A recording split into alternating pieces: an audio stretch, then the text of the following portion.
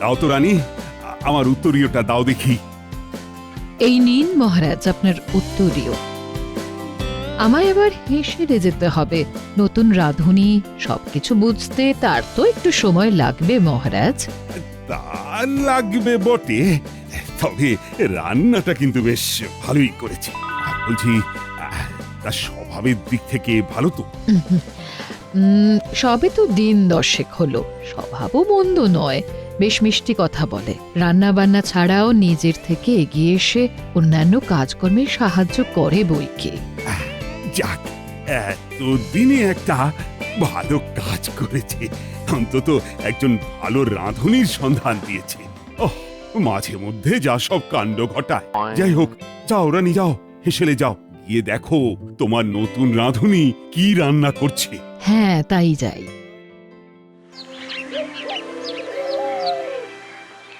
তা গোপাল, বলো দেখি, সামনে কত উৎসব অনুষ্ঠান আসছে, কৃষ্ণনগরের মানুষদের জন্য কি করা যায়? সে তো মহারাজ আপনি যেমন বলবেন।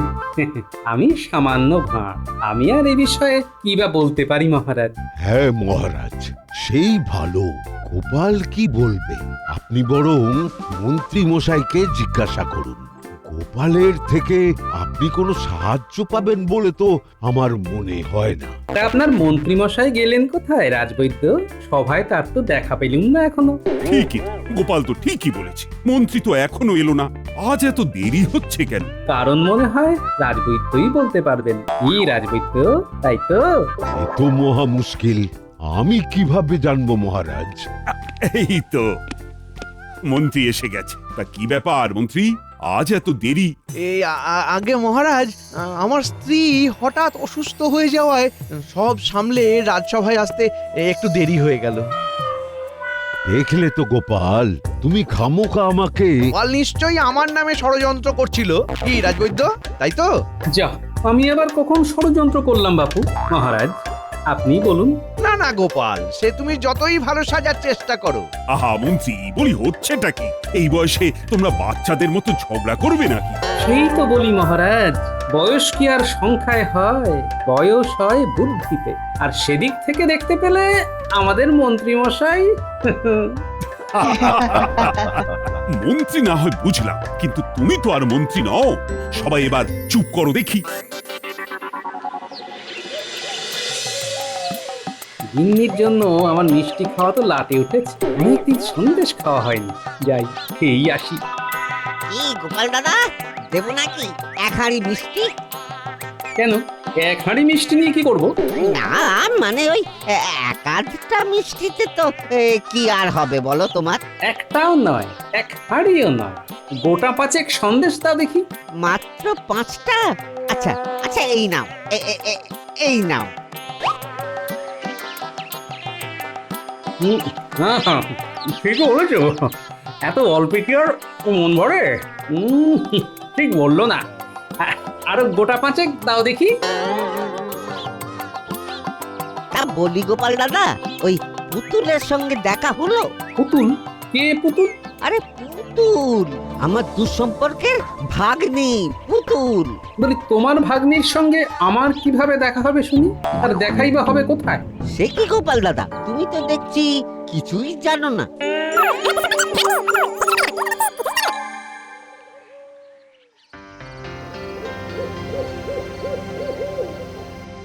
কই রানী, বলি আর কতক্ষণ? খিদে যে আমার পেটে ইঁদুর দৌড়চ্ছে। এই যে দেখছি মহারাজের আর তর্স হইছে না। এই যে এখানে রাখো। আমি তাহলে এখন যাই রানীমা। হ্যাঁ হ্যাঁ, তুমি যাও, আমি আছি এখানে।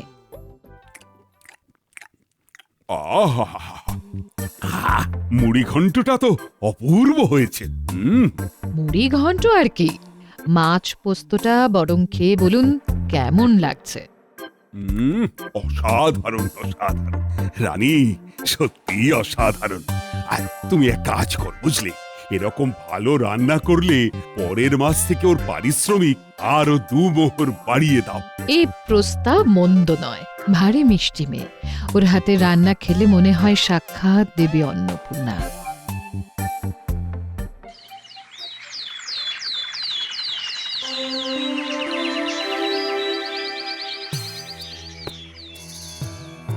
মহারাজ, আপনাকে কেমন যেন দেখাচ্ছে। তার শরীর স্বাস্থ্য সব ঠিক আছে তো? তা গোপাল, বুদ্ধির সঙ্গে সঙ্গে তোমার দৃষ্টিও যে দিন দিন ধারালো হচ্ছে। না মহারাজ, তেমন কিছু নয়। আপনি সুস্থ থাকলে, ভালো থাকলে প্রজারাও ভালো থাকবে। না না গোপাল, আমি ঠিক আছি। শুধু এই শরীরটা একটু দুর্বল লাগছে মাঝে মাঝে। আর মন্ত্রী, আমি তোমাকে যে একটা দায়িত্ব দিয়েছিলাম। কি দায়িত্ব মহারাজ? আমার যে কিচ্ছু মনে পড়ছে না। এই যে রাজ্যের চারিদিকে এত জ্বর জ্বালা হচ্ছে, প্রজারা ঠিকমতো চিকিৎসা পাচ্ছে কিনা, জরুরি ঔষধি পাচ্ছে কিনা, তা সেটা দেখবে কে শুনি? আগে হ্যাঁ মহারাজ, মানে মানে দেখছি তো, দেখছি। ছাই দেখছো? মহারাজ, আপনি বরং নিজে গিয়ে একবার খোঁজ নিলে ভালো হতো। যতই হোক, প্রজারাই তো রাজ্যের সম্পদ। হুম। আমি কি কিছু ভুল বললাম মহারাজ? না গোপাল, ভুল নয়, বরং এটা আমারই ভাবা উচিত ছিল। আগামীকালই আমি যাব। রাজবৈদ্য, গোপাল, তোমরাও সাথে যাবে। আগে আপনার যা হুকুম মহারাজ। হ্যাঁ হ্যাঁ, যান মহারাজ যান, কিন্তু আগামীকাল অব্দি।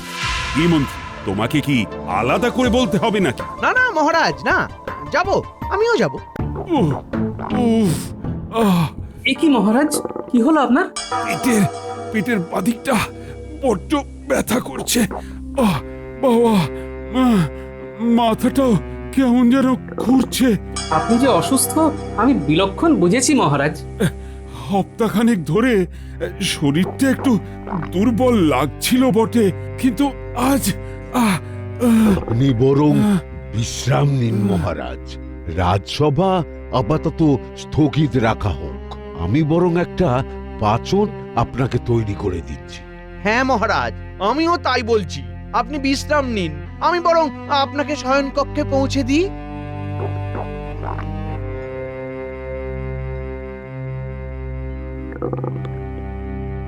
দেখো তো গোপাল, মহারাজের এ কি হলো?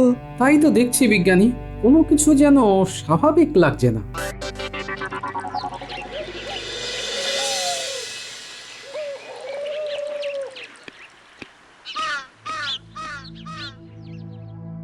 রানীমা, আসবো? হ্যাঁ হ্যাঁ, এসো, ভেতরে এসো। এই নিন, মহারাজের জন্য গরম দুধ এনেছি। পেটের ব্যথায় দুধ খাবেন মহারাজ? আম, মহারাজ তো অসুস্থ, দুর্বল, তা দুধের থেকে ভালো পথ্য আর কি বা আছে রানীমা? তুমি খুব একটা ভুল বলনি। নিন মহারাজ, একটু উঠুন, দুধটুকু খেয়ে নিন দেখি। মহারাজ, রানীমা, রানীমা, মহারাজ। এসো মন্ত্রী, এসো। আমার যে কি হলো! এই, চিন্তা করবেন না মহারাজ, আপনি খুব শীঘ্রই ভালো হয়ে উঠবেন। তাই যেন হয়। তা মন্ত্রী, আমার রাজ্যের প্রজারা কেমন আছে?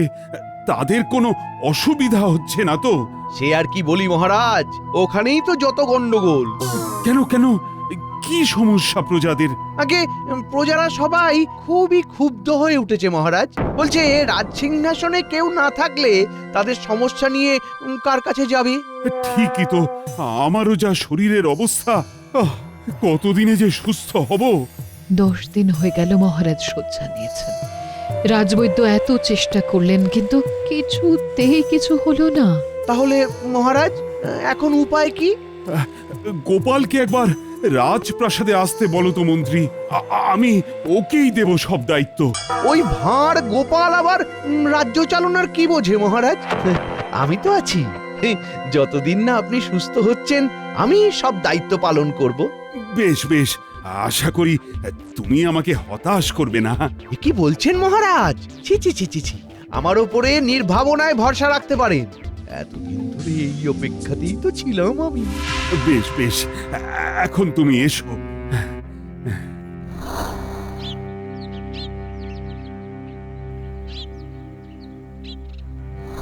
কেমন আছেন মহারাজ?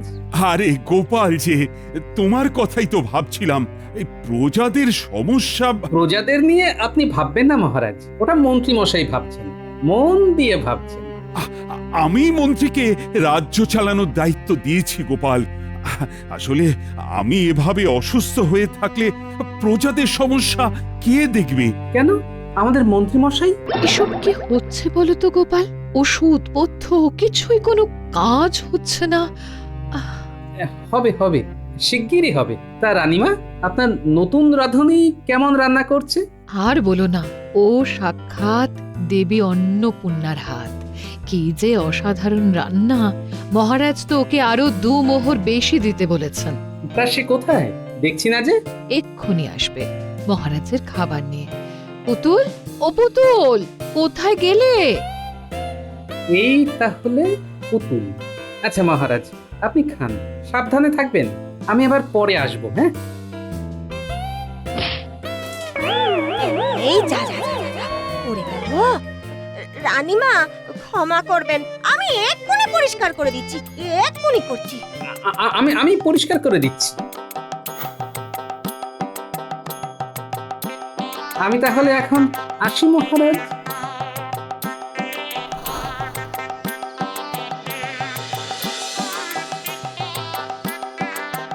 কি ব্যাপার বিজ্ঞানী, কিছু পেলে নাকি? পেয়েছি গোপাল, পেয়েছি। কি পেয়েছো সেটা আগে বলো। জল পরিশুদ্ধির ঔষধি। আচ্ছা, এই তাহলে কারণ। হ্যাঁ গোপাল, এছাড়া আর কিছু তো পাওয়া যায়নি। কাল সকালে তাহলে রাজপ্রাসাদে দেখা হচ্ছে। হ্যাঁ, মহারাজের সামনেই খোলসা করতে হবে।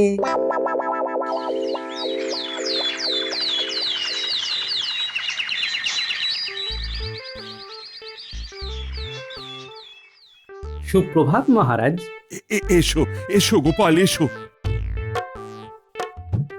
আপনাদের সবাইকে একটা জরুরি সংবাদ জানাতে এসেছি।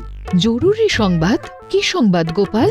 বলবো বলবো, সব বলবো, কিন্তু আমি চাই এই জরুরি সংবাদ দেওয়ার সময় মন্ত্রীমশাই সহ সকল সভাসদ এখানে উপস্থিত থাকুন। বেশ বেশ গোপাল, তাই হবে। প্রহরী, প্রহরী, হ্যাঁ মহারাজ, বলুন। যাও তো এক্ষুনি মন্ত্রী আর বাকি সভাসদদের ডেকে আনো।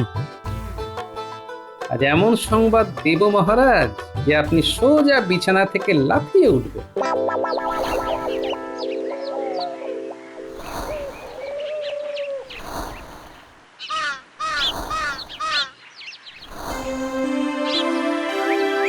আপনি আমায় ডেকেছেন মহারাজ? হ্যাঁ হ্যাঁ মন্ত্রী, এসো এসো। গোপাল আজ আমাদের এক জরুরি সংবাদ জানাতে এসেছে। গোপাল ভাঁড় দেবে কিনা জরুরি সংবাদ? কিন্তু আসল কথাটা এটাই যে এই সংবাদ কেবল আমার কাছেই আছে। আর হেয়ালি না করে কি সংবাদ সেটাই বলো দেখি। আগে রানীমা, মহারাজের এই দীর্ঘ অসুস্থতার জন্য কে দায়ী তা আমি জানতে পেরেছি। অবশ্য বিজ্ঞানী আমাকে সাহায্য না করলে আমি হয়তো কোনোদিনই জানতে পারতাম না। কি বলছো কি গোপাল? কে কে করেছে এই কাজ? রাজপ্রাসাদের নতুন রাঁধুনি পুতুল। পুতুল, পুতুল, তুমি এই কাজ কেন করেছো পুতুল? কেন রানীমা, কি করেছি আমি? কেন মহারাজকে অসুস্থ করে ছেড়েছো? তোমায় এত ভালোবাসা দিলাম, তার এই মূল্য? কিন্তু আমার অসুস্থতা পুতুলের জন্য কেন হবে গোপাল? তাই না তাই, খামোখা একটা নিরীহ মেয়ের নামে দোষ চাপাচ্ছে। এই তাহলে জরুরি সংবাদ? মহারাজের খাবারে রোজ জল পরিশুদ্ধির ঔষধি কে মেশাতো মা পুতুল? আমার ভুল হয়ে গেছে মহারাজ, আমায় দয়া করে ক্ষমা করে দিন। পুতুল, তুই তুই তুই এক্ষুনি এখান থেকে বেরিয়ে যা। রাজপ্রাসাদের ধারে কাছে যেন তোকে আর দেখতে না পাই। শান্ত হন মহারাজ, শান্ত হন। পুতুল তো একজনের হাতের পুতুল হয়ে নেচে গেছে শুধু। আসল অপরাধী কে তা জানতে আরো কিছুক্ষণ অপেক্ষা করতে হবে। যে হেয়ালি বন্ধ করো গোপাল, সোজা কথা সোজাভাবে বলো দেখি। সন্দেহটা আমার সেই দিনই হয়েছিল। তা বলি গোপাল দাদা, ওই পুতুলের সঙ্গে দেখা হলো? পুতুল? কে পুতুল? আরে পুতুল, আমার দুঃসম্পর্কের ভাগ্নি পুতুল। বলি, তোমার ভাগ্নির সঙ্গে আমার কিভাবে দেখা হবে শুনি? আর দেখাই বা হবে কোথায়? সে কি গোপাল দাদা, তুমি তো দেখছি কিছুই জানো না। না গো, আমি সত্যিই জানি না। কিছুদিন আগে মন্ত্রী মশাই হঠাৎ আমার দোকানে এসে মিষ্টি খেতে খেতে বলছিলেন রাজপ্রাসাদে নতুন রাঁধুনি লাগবে, থাকা খাওয়া ছাড়াও মাসে 20 মোহর বেতনও দেবে। আমি আর দুবার ভাবিনি, 7-5 না ভেবে পুতুলের সঙ্গে আমি মন্ত্রী মশাইয়ের যোগাযোগ করিয়ে দিলাম। আচ্ছা, তারপর? পুতুল অবশ্য বলল, মন্ত্রী মশাই বলেছেন ভালো কাজ করলে আরো 5 মোহর বকশিস পাবে। আচ্ছা, তাহলে এই ব্যাপার। একবার পুতুলের হাতের রান্না খেলে ভোলা ময়রার মিষ্টিও ভুলে যাবে। সেদিনই আমি প্রথম জেনেছিলাম রাজপ্রাসাদে নতুন রাঁধুনি এসেছে এবং তাকে এনেছেন আমাদের গুণধর মন্ত্রী মশাই। কিন্তু মন্ত্রীর কি দোষ এখানে, সেটা তো বুঝতে পারলাম না গোপাল। মহারাজ, গোপাল কিন্তু আবার আমার বিরুদ্ধে ষড়যন্ত্র করছে। দাঁড়ান মন্ত্রী মশাই, দাঁড়ান, এত অস্থির হবেন না, আমাকে একটু সময় দিন, সব বলছি। আচ্ছা রানীমা, আপনার মনে পড়ছে সেদিন পুতুলের হাতে থাকা মহারাজের খাবারের থালায় ধাক্কা লেগে সামান্য খাবার মাটিতে পড়ে গেছিল? হ্যাঁ হ্যাঁ, মনে আছে তো, তুমি তোমার গলার গামছা দিয়ে পরিষ্কার করে দিলে। অপরাধ নেবেন না রানীমা, সেদিন আমি ইচ্ছে করেই খাবারের থালাতে ধাক্কা দিয়েছিলাম, খাবারের কিছু অংশ সংগ্রহ করার জন্য। আমি তো কিছুই বুঝতে পারছি না গোপাল। মন্ত্রী মশাইয়ের পুতুলকে রাজপ্রাসাদে নিয়ে আসা, পুতুলের রোজ নিত্য নতুন রান্না এবং মহারাজের দীর্ঘ অসুস্থতা কেমন 2-2 4 হয়ে যাচ্ছে বলে মনে হচ্ছিল আমার। তাই খাবারের অংশটুকু নিয়ে সোজা বিজ্ঞানীর কাছে যাই। আমি নিশ্চিত ছিলাম পরীক্ষা করলে এর মধ্যে কিছু একটা পাওয়া যাবেই, বাকিটা বিজ্ঞানী আপনাদের বলবে। কি দেখলে বিজ্ঞানী? বলো বলো আমাদের। সেদিন গোপাল যখন কাপড়ে মুড়ে খাবার নিয়ে গেল, আমি জানতাম না কিসের খাবার, কেন নিয়ে এসেছে। শুধু বলল একজনকে প্রাণে বাঁচাতে আমার সাহায্য দরকার। তাই আমি তাই কি বিজ্ঞানী? আগে রানীমা, পরীক্ষা করে দেখি ওর মধ্যে জল পরিশুদ্ধির ঔষধ মেশানো আছে। কিন্তু সেটা পুতুল পাবেই বা কিভাবে? আপনার মনে আছে রানীমা, গত বছর কলেরাতে গোটা কৃষ্ণনগরের কি ভয়াবহ অবস্থা হয়েছিল? তখন পানীয় জল পরিশুদ্ধ করার জন্য বিজ্ঞানী একটি ঔষধি বানিয়েছিলেন। হ্যাঁ হ্যাঁ, মনে আছে তো, মন্ত্রীমশাইকে প্রজাদের ঘরে ঘরে ওই ওষুধই বিতরণ করার জন্য দায়িত্ব দেওয়া হয়েছিল। শুধু তাই নয়, ওই ওষুধ প্রজাদের কাছে বিক্রি করবেন বলে বেশি পরিমাণে ঔষধি রেখে দেওয়ার জন্য মহারাজের কাছে বকাও খেয়েছিলেন। ঠিক ঠিক বলেছ গোপাল, আমার বিলক্ষণ মনে আছে। কিন্তু সেই ওষুধের সঙ্গে মহারাজের অসুস্থতার কি সম্পর্ক? সে তো মানুষের কল্যাণে ব্যবহার হয়। ওই ঔষধি কেবলমাত্র জল পরিশুদ্ধ করতেই ব্যবহার করা যায়, তা অতি সামান্য মাত্রায়। সামান্য পরিমাণ বেশি হলেই তা শরীরের জন্য অত্যন্ত ক্ষতিকারক। কিন্তু আমি যে করেছি তার কি প্রমাণ আছে? আছে আছে, এই প্রমাণও আছে মন্ত্রী মশাই। ভোলা ময়রা, রানীমা, আপনারা পুতুলকে কত মোহর বেতন দেবেন বলেছিলেন? কেন 20 মোহর? একদম তাই। পুতুল ওর মামা মানে ভোলা ময়রাকে বলেছে, মন্ত্রী তাকে বলেছে ভালো কাজ করলে আরো 5 মোহর বকশিস দেবে। হ্যাঁ বলেছেন তো। আমি তো সেটাই বলছি। তাহলে কি দাঁড়ালো?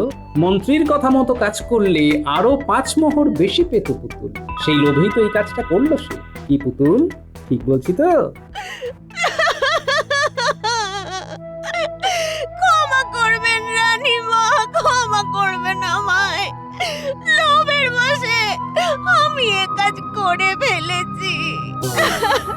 আপনি আমাকে যা শাস্তি দেবেন আমি মাথা পেতে নেব। আমাকে শুধু ক্ষমা করে দিন রানীমা। আমি এই মুহূর্তে মন্ত্রী আর পুতুল দুজনকে এই রাজবাড়ি থেকে বহিষ্কৃত করলাম।